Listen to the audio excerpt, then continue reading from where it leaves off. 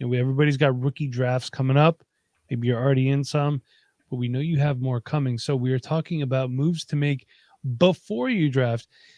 I feel like a lot of times too many people go into their drafts with no plan of action. And hey, guilty. I've done it a bunch of times. I'm sure we all have as well. So one thing I like to do now is collect myself, say, hey, what does this team need? What are we going to do? And that's what we're getting into. So again, what are we doing before our drafts? Nate, what are Yes. you doing? Let's start with you. What I'm doing right now in some of my leagues before the rookie draft is I'm looking at my league and I'm knowing my league.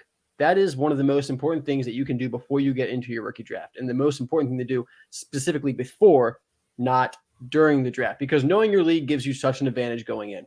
Talk to them. What if you're sitting at the 103, what's the guy at 102 doing? Is he going after quarterback? Maybe he's going after Jahmyr Gibbs. Maybe he doesn't need a quarterback. Maybe that means you'll have your choice of 3 quarterbacks at 103. Look at the board. Look at the roster of your league mates. Look at what you expect them to do and what they've said. Chat them up a little bit. We do know that the more that you talk to your league mates, the more that you know them, the more you know about what they're going to do during the rookie draft. And the better prepared you are for your rookie draft, the better you're going to do during the rookie draft, because you'll be prepared for something to happen, something to go off track from what you kind of expected, because you've already kind of played that scenario through, looking at the draft board, knowing your league. Maybe run a couple mocks of the first round in your head of each team. Do 1 or 2 or 3 mocks and see where the differences are. Hey, this team could go quarterback, but also they could go running back because they have a need there. Start looking at that. Start trying to see what your league mates are going to do. The better prepared you are going in, the better you're going to end up. If you're in a league on Sleeper that you've been in for a few years, go back and look at past drafts. Yeah, is another great way to look at your league mates' strategies and what they do. I also just want to add on to that point. I think it's awesome. Know your league, know your league mates. But I think something that kind of goes unnoticed is knowing the league scoring settings, because while we're all pretty familiar in general with what our league scoring settings are, there are some settings where Dalton Kincaid at 112 makes a lot of sense, and there's others where it just doesn't. And that goes same for wide receivers in PPR versus running backs in non PPR type things like that. There are going to be situations where certain players don't make as much sense in certain areas of your draft. So I think that just plays right into this whole know your league mates, know your scoring and all the things. The more you prepare for your draft, that's going to be a running thing. The more you prepare for your draft, just better odds that it's going to go in your favor and you're going to leave with the feeling you won or stole, per the Rams, your rookie draft when all is said and done. Yeah, talking about getting ready for your drafts. If you want or feel the need for more draft capital, get it before the draft starts, because once the clock is ticking, it is impossible. It's hard to get draft capital for like veteran players before your rookie drafts, but once the clock has started ticking, it's a whole nother story. I mean, it's just, you can't get fair value for any veteran. Something we talk about in another video that'll be coming out after this one. It's a great time to have rookie picks if you need some veteran talent that can help your team. But if you're on the other side of that, you want rookie picks, you really need to try to do it before the draft, because once the clock's ticking, you're just not going to have much luck. Advise before the draft, setting aside who you're willing to part with, figure out, who can you trade for, decent value picks, like first round picks, second round picks, etc. And then who are some other guys that you're just throwing in to move up a couple picks, change your third round pick into a second round pick. Obviously different guys are going to have different values. That's something I, really struggled with this year, particularly getting into the second round of draft, where there's so much good value in the second round right now, and moving some of these proven bets to teams that maybe have multiple second round picks. Something I've discussed in the past is if you can't necessarily get quality with when you're trying to move a player, if you can't get that first round pick you really want for, say, Marquise Brown or Rachaad White, let's say, if you can't get that late first for those guys and maybe a little on top, try to get 2 early to mid second round picks. The value is great in that range in rookie drafts right now, where it makes sense to move that one player for 2 of those picks if you can. Moves I'm trying to make there, trying to get more rookie picks before it starts, because it's a lot easier to move it in the draft than to try to get it onto your roster in the draft. So absolutely go get rookie picks early rather than late. I love more draft picks. I always want more. I want all the draft picks. I just want every pick for myself. But you can also tie this into what Nate said, because if you know who you can make deals with, that helps you get more capital. So it ties both of them together. I love it. More draft capital is better. For me, one thing that I've been doing a lot more of is I'm looking at mock drafts and doing mock drafts as well. More so, and Nate had talked about that before, but I'm doing it now more than ever.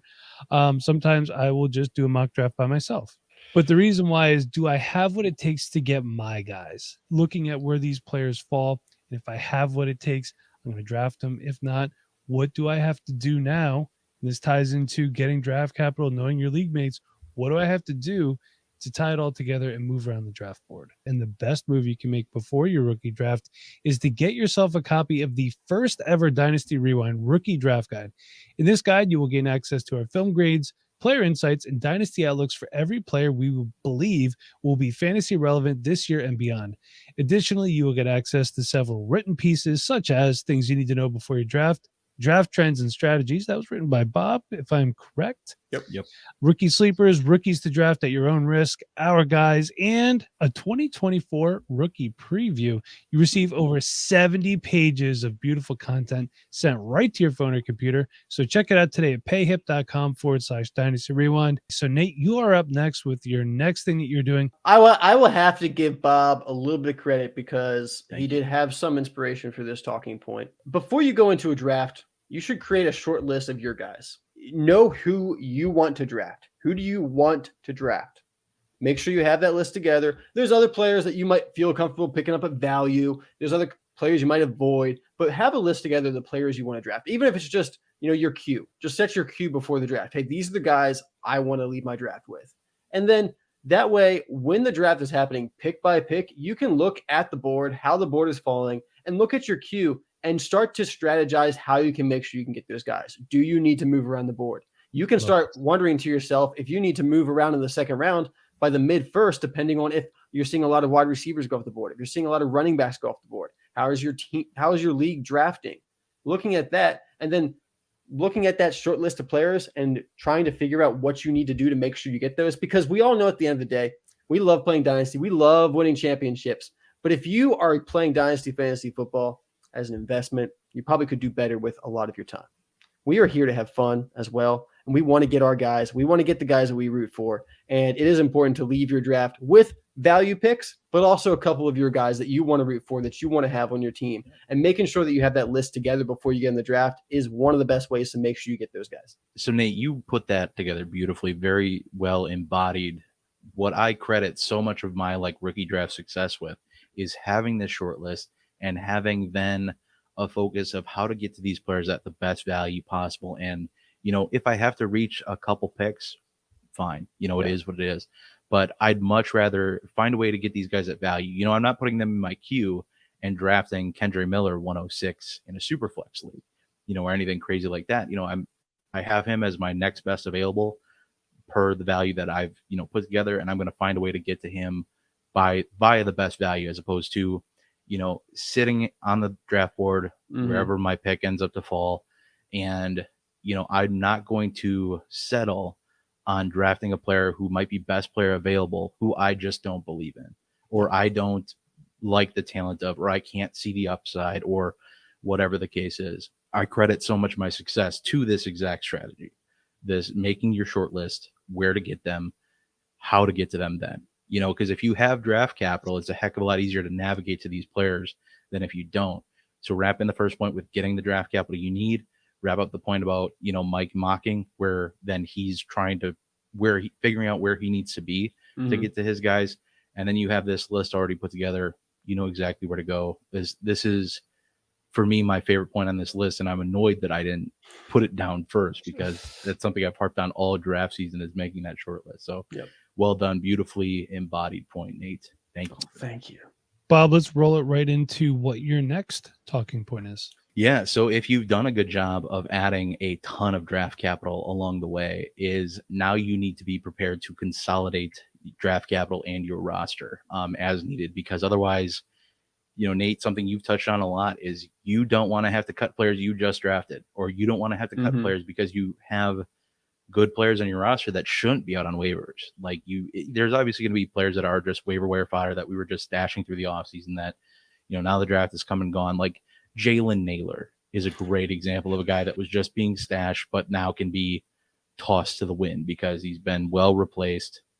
It's over, fine. And there's plenty of other players like that, but you don't want to have to cut players you just drafted. God forbid, like, what's the point of spending that draft capital then? So you need to be looking for exit strategies to consolidate via trade up, and this goes back to that, my guys short list. If you have that in place, then you can start, putting the pieces together during your draft when we get to that point, and then find your way to get to that player at the best value you can. And then also, if you're getting to the end of your draft, this is a little peek ahead again to another video upcoming, but when you're in your draft, then you can kind of, all right, what picks can I use to trade up? Where do I have to trade up? And now that I'm getting to the end of my draft where I have a ton of picks left and I don't have any roster space to fill out, what can I diversify into next year draft capital and go from there? This is something that I think not enough teams kind of plan for, knowing the league, knowing your team, knowing your roster before the draft. All of this goes into play here. And I think it's just best process to get the most value out of the pieces you already have on your roster, to not only add draft capital before the draft, but then be prepared to consolidate draft capital as needed and prepare those exit strategies to the best of your abilities, whether it's moving those picks, moving handcuffs, whatever the case is, quarterback handcuffs, you name it, all of the things. How can you get the best value for the piece on your roster? Yep. One thing too, don't forget to use your taxi and your IR to the best you can as an extension of your bench. Make sure you keep them nice and full. Yeah, and real quick, Mike, while you mentioned that, I think something we'll get to in a different video, but I just want to mention this since you mentioned it. You make sure when you place your players on taxi, you're being smart with it and projecting out. That this is an after draft thing, but I do want to make sure we mention that, to optimize using your taxi squad, don't put the next Jamar Chase on your taxi squad. Don't put some guy you think you're going to start at some point this year in taxi squad. Stash players in your taxi squad. My last point as well is I'm making an honest assessment of my team. This is the point where you need to be honest. Am I rebuilding, contending, or mid? Any players that I might consider to be drop candidates, I'm trying to move them for any sort of draft capital, any sort of players or fab. Look, the more firepower you have heading into your draft, the better. And like Bob said, like Nate said, you have 10 picks. You don't have to draft 10 players. Maybe you only draft 5, but if you can have this firepower to move around, it just makes everything better. For example, I had 4 second-round draft picks in this rookie draft that I'm doing now, and I was able to consolidate some of them, move up to the start of the second round. I got Marvin Mims, I'm a huge fan of, and I'm really happy with that. So I used the capital I had. I did what I had to do. I worked with the guy that I know will make a deal with me, and I got my guy. Aside from that, I'm also considering what players will help or hinder my team. I will look at players that I want in the draft, and I'm going to browse other teams' rosters to see if we have any mutually beneficial deals that could be made. What players are free agents? What players can I cheaply trade for to help my team? So these are all things that I'm considering, looking at heading into my draft. What value do I need? A big name guy, something like that. Depending on where your team is at. I just thought of this now. Don't just chase a name. I understand everybody wants Josh Allen, they want Jamar Chase, they want Justin Jefferson.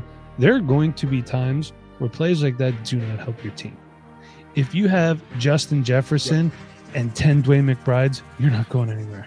I'm sorry, but you're just not. But seriously, sometimes the best way to get better is to not have the best players, to have a good lineup so you can start winning some games, making some moves. Well, that is it for the video today. I do hope you all enjoyed. Please leave a like if you did. Comment down below your thoughts on the video itself.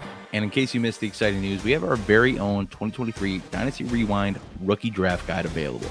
With this Rookie Draft Guide, you'll gain access to our film grade, player insights, and Dynasty Outlooks for every single player we believe to be fantasy relevant. On top of that, you'll receive several articles. 5 things you need to know before your draft, rookie draft trends and strategy, best rookie draft values, rookie sleepers, players to draft at your own risk, our My Guys, and a 2024 draft preview. All in all, you'll receive over 70 pages of content. The link for that draft guide will be in the pinned comment below, as well as the YouTube description box. If you enjoyed this video or any of our other content, I really hope you check it out, because I really think you're going to love what we've put together. But hey, that's going to be it for us today. We will see y'all in the next one, but until then, y'all have a good one.